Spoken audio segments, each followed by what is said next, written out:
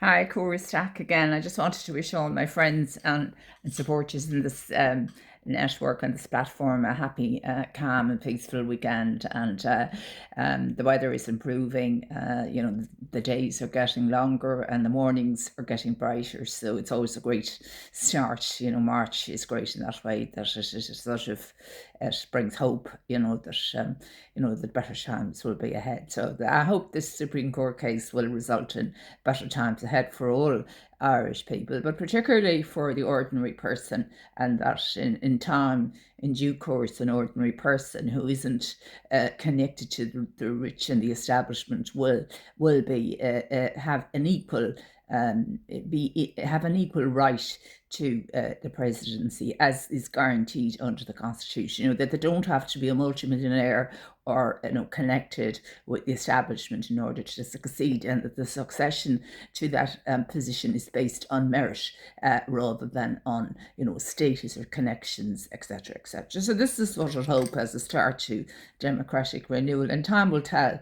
But I hope that the court understand there is a huge problem. There was a massive problem here in this presidential election. It was probably I wonder, was the nomination period ever correct, really, in terms of giving people, in terms of the spirit of the Constitution, was the nomination period ever long enough or open enough? Or should, they have written procedures? I mean, how is it that there's no written procedures for one of the most, to potential presidential hopefuls? And should these not procedures be available, well in advance so that people know how to go about, seeking a nomination for such a senior position rather than be something which is knowledgeable to insiders? And people would say that's also should be available to people who are seeking positions on the county councils, and it shouldn't be, regimes or families or the insiders that know all this information, and that these all should be, for all these positions, there should be full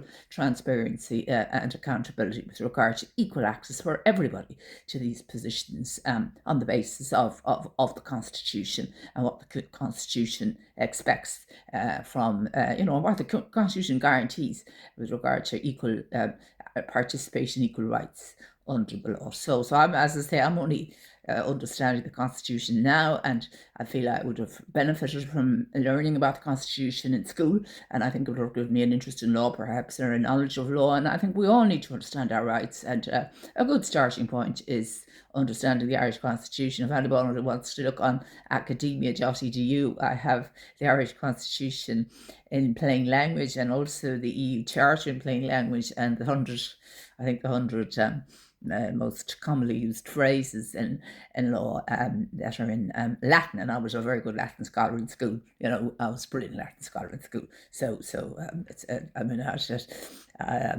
but I have it all forgotten, like everything else. If you don't practice it, it's all forgotten.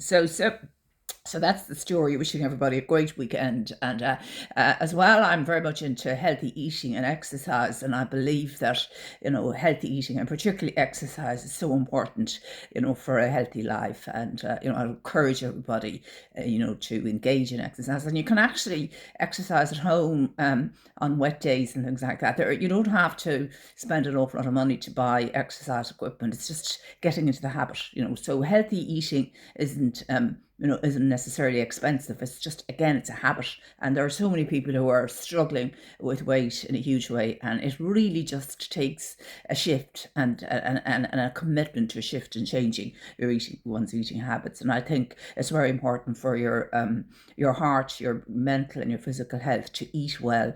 And I just saw an article there by Brian O'Sullivan on burnout, an excellent article on high functioning burnout on LinkedIn. And it was, it's happening to so many people now. They're burnt out from from all the artificial intelligence.